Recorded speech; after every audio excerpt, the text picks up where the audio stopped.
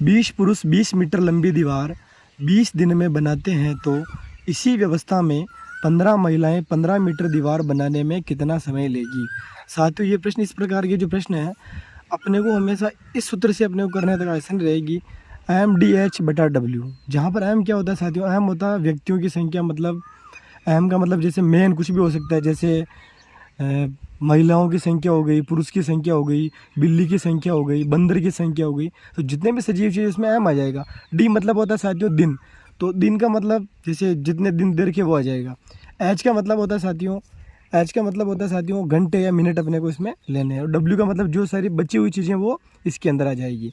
M2D2 सामने वाली condition रखनी है। अब यहाँ पे देखो M1 कौन सा हो गया इसमें 20, और D1 क्या हो गया इसमें दिन कितने हो गए 20 दिन, और W1 जो बचा हुआ कार्य तो 20 मीटर आ गया। उसी प्रकार M2 कितना हो गया 15, और कितने दिन में समय पूछा तो D2 अपने को निकालना है, और कार्य कितना हो गया W2 जो वेस्ट चीज़ है बची हुई चीज़ वो क्या हो गई 15। अब यहाँ पे अपन मान रखते हैं तो M1 कितना हो गया 20 इंटू D1 कितना हो गया अपने 20, और H नहीं है तो छोड़ दो क्या दिक्कत है, बटा 20 W नीचे के बराबर M2 कितना 15, और D2 कितना निकालना है वो कभी रख दिया बटा 15 W2 यहाँ से मान रख दिया मैंने।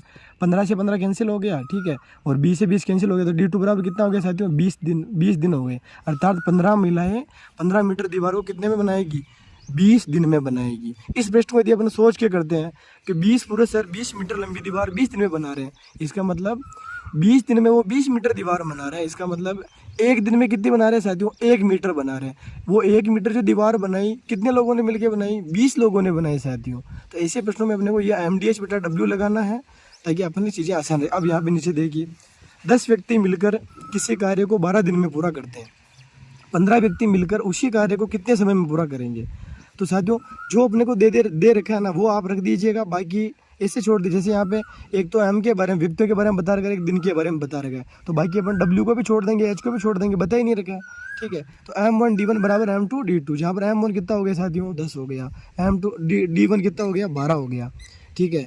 15 व्यक्ति दूसरी कंडीशन है, तो M2 कितना हो गया 15 हो गया, ठीक है, और D2 कितना हो गया अपने को निकालना है। तो मान रखा अपन इस सूत्र में M1 D1 बराबर M2 D2। जैसे यहाँ पे H नहीं था तो अपन ने H का मान नहीं रखा था। अब यहाँ पे देखो M1 10 इंटू 12 बराबर 15 इंटू D2, यहाँ पे हल किया 15 नीचे आ जाएंगे साथियों, तो 10 इंटू 12 बटेगा 15, ये 5 एकम 5 5 दूनी 10 2 बार कट गया, ये 3 बार कट गया, 3 से 12 4 बार कट गया, तो D2 बराबर 4 दूनी के 8, अर्थात 15 व्यक्ति मिलकर उसी कार्य को कितने दिन में करेंगे साथियों 8 दिन में कर देंगे, जबकि 10 व्यक्ति उस कार्य को कितने में कर रहे थे 12 दिन में कर रहे थे। अब इसी प्रकार आगे देखिए 5 चूहे 5 दिन में 25 चीकू खाते हैं, 5 चूहे 5 दिन में 25 चीकू खाते हैं, तो 8 चूहों को 40 चीकू खाने में कितना दिन समय लगेगा। अब ऐसे प्रश्नों में अपने को ज़्यादा नहीं सोचना है, वही सूत्र लगाना है M1 D1 MDH/W।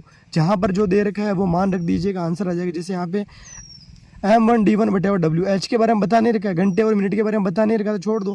M1 D1/W1 बराबर M2 D2/W2। M1 कितना हो गया 5, D1 कितने हो गए 5, और W जो बचा हुआ कार्य क्या हो गया 25, ठीक है। अब उसी प्रकार M2 बराबर कितना हो गया आपके 8, और D2 अपने को निकालना है, और W2 कितना है 40 मान रखा मैंने। M1 5 इंटू 5 बटा 25, उसी प्रकार M2 8 इंटू D2 तो अपने को निकालना बटा 40, 8 तो 5 40, 5 बार कैंसिल हो गया, 5 आना 25 से 5 बार कैंसिल हो गया, 5 से 5 कैंसिल हो गया, तो D2 कितना आ गया साथियों 5 आ गया। और अपन सामान्य तरीके से भी देखते हैं तो 5 चूहे 5 दिन में 25 चीकू खाते हैं, 5 दिन में 25 चीकू खाते हैं साथियों, इसका मतलब एक दिन में कितने चीकू खाते हैं 5 चीकू खाते हैं, और चूहे कितने हैं 5 चूहे, इसका मतलब एक चूहा 1 चीकू खाता है, ठीक है। तो उसी प्रकार 8 चूहे 8 चीकू खाएंगे, और एक दिन में 8 चीकू खाएंगे, और 40 चीकू खिलाने हैं उनको, तो 8 पंजे 40 5 दिन लगेंगे, ठीक है। ये सामान्य। विशाल की आयु विक्रम से 3 गुना है, 8 वर्ष बाद उसकी आयु विक्रम की आयु की 2 गुनी होगी, 8 वर्ष बाद विशाल की आयु क्या होगी। साथियों ऑप्शन दे रखे हैं। ऐसे प्रश्नों में अपने को साथियों हमेशा x मान के करना है, ठीक है। मान लेते हैं कि विशाल की आयु, देखो विशाल की आयु विक्रम से 3 गुना है, तो मैंने माना कि विक्रम की आयु x है, ठीक है। विशाल की आयु विक्रम से 3 गुना है, विक्रम से 3 गुना मतलब माना कि विक्रम की x है, तो विशाल की कितनी हो गई साथियों 3x हो गई। 8 वर्ष बाद, इसका मतलब इसमें भी 8 साल जुड़ेंगे और इसमें भी 8 साल जुड़ेंगे, तो 8 साल बाद विशाल की आयु कितनी हो गई 3x + 8, और विक्रम की कितनी होगी x + 8। अब ये कह रहा है कि 8 वर्ष बाद में उसकी आयु विक्रम की आयु की दोगुनी हो जाती है। इसका मतलब विक्रम की आयु से विशाल की आयु दोगुनी हो जाती है। तो समीकरण अपने को बराबर करनी है, ये दोगुनी हो जाती है तो इसको 2 से मल्टीप्लाई करना पड़ेगा। जनरली अपन क्या सोचते हैं कि विशाल की आयु 2 गुनी, तो अपन इससे 2 से गुणा कर देते हैं। सर तो इससे 2 से गुणा कर देंगे, ये तो विशाल तो पहले ही 2 गुना था, तो इससे 2 गुना करना पड़ता है हमेशा समीकरण बराबर करने के लिए, क्योंकि विशाल की आयु है 2 गुना। तो इससे 2 से मल्टीप्लाई कर दिया, समीकरण को हल किया 3x + 8 और 2x + 8 दूनी के 16। ये 2x इधर आ गए, ठीक है, ये 8 इधर चले गए, तो 3x में से 2x गए तो x, और 16 में से 8 गए तो 8। तो x बराबर कितना आ गया साथियों आपके, x बराबर 8 आ गया आपके। अतः 8 वर्ष बाद विशाल की आयु, 8 वर्ष बाद साथियों ये रही विशाल की आयु 3x + 8, तो 3x + 8, तो 3x + 8, तो 3 × 8 + 8, 3 × 8 = 24, और 24 में 8 जोड़े तो 32। तो साथियों 32 वर्ष उसकी आयु हो जाएगी। इस प्रकार अपने को ध्यान रखना है। आगे देखिए, किसी संख्या के 75% में 75 जोड़ने पर वही संख्या प्राप्त होती है, वह संख्या क्या है? बहुत प्यारा प्रश्न है।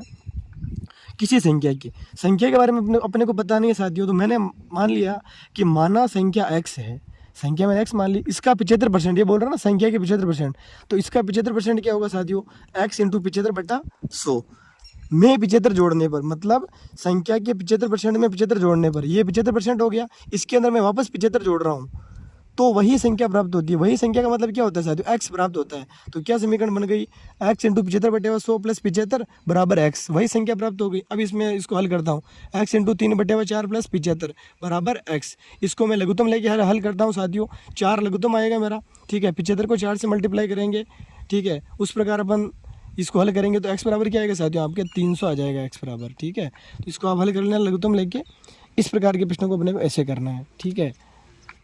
एक नदी के घाट पर 60 सीढ़ियाँ हैं। एक बंदर एक छलांग में 6 सीढ़ी नीचे आता है और दूसरी छलांग में 3 सीढ़ी वापस ऊपर चढ़ता है। साथियों समझने की कोशिश कीजिए, जैसे कोई नदी का घाट है, उसमें सीढ़ियाँ बनी हुई है ऐसे नीचे, तो ऊपर से बंदर स्टार्ट होता है नीचे की सीढ़ी पे जाने के लिए। तो वो क्या करता है, बंदर तो आपको पता है शरारती होता है, तो 6 सीढ़ियाँ वो नीचे जाता है नदी के तरफ और 3 सीढ़ियाँ वापस ऊपर आ जाता है, ठीक है, ये ऐसे बोल रहा है। एक छलांग में 6 सीढ़ियाँ नीचे जा रहा है, दूसरी छलांग में 3 सीढ़ियाँ वापस ऊपर आ रहा है। बताइए बंदर को 60वीं सीढ़ी तक पहुंचने के लिए कितनी छलांग लगानी पड़ेगी? बहुत ही प्यारा प्रश्न है साथियों, बार बार ये प्रश्न पूछा जाता है इस प्रकार का।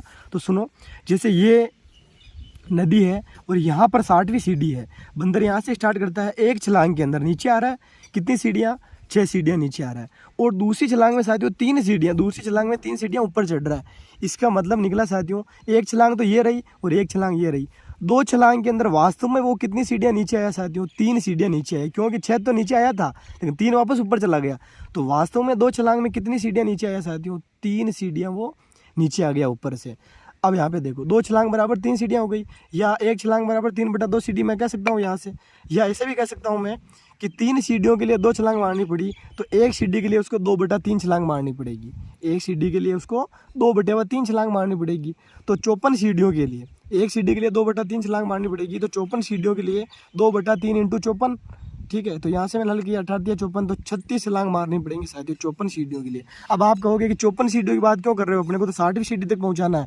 समझने की बात यही है साथियों, 54 सीढ़ियों में बात इसलिए कर रहा हूँ क्योंकि जब वो यहाँ पर 54वीं सीढ़ी पे होगा, 54वीं सीढ़ी के ऊपर, तब वो जैसे एक छलांग मारेगा साथियों, एक छलांग के अंदर अपने को पता है कि 6 सीढ़ियाँ वो चढ़ता है, तो प्लस है 54वीं सीढ़ी के बाद जैसे एक छलांग मारेगा, 54 प्लस है, वो अपने आप ही 60वीं सीढ़ी पे आ जाएगा, तो उसको वापस ऊपर जाने की क्या जरूरत पड़ेगी, उसको तो अपने को 60वीं सीढ़ी पे लाना था। तो ऐसे प्रश्नों में हमेशा ध्यान रखना है कि पहले से आप जितनी सीढ़ियाँ, जितने मीटर जो भी दे रखा है, उसको आप एक छलांग में या एक बार में जो भी वो गतिविधि कर रहा है उसको माइनस कर लो। जैसे यहाँ पे एक छलांग में 6 सीढ़ियाँ वो नीचे आ रहा था, तो इसको हमेशा माइनस कर लो आप, तो 60 में से 6 घटाए तो 54 तक ही आपको बंदर तक सीढ़ियों तक ले जाना है। तो इसी प्रकार मैंने 54 सीढ़ियों तक उसको चलाया, 36 छलांग लगी। जैसे ही 54 के बाद 55वीं वो छलांग मारेगा साथियों, तो अपने आप ही 6 सीढ़ियाँ वो नीचे आ जाएगा, 36 छलांग मारी उसने यहाँ पे 54वीं सीढ़ी तक। जैसे वो 37वीं छलांग मारेगा तो अपने आप वो 6 सीढ़ियाँ नीचे आ जाएगा। तो साथियों ये हो गया 37वीं छलांग के अंदर वो 6 सीढ़ियाँ नीचे आ जाएगा। इस प्रकार से अपने को ऐसे प्रश्नों को करना है।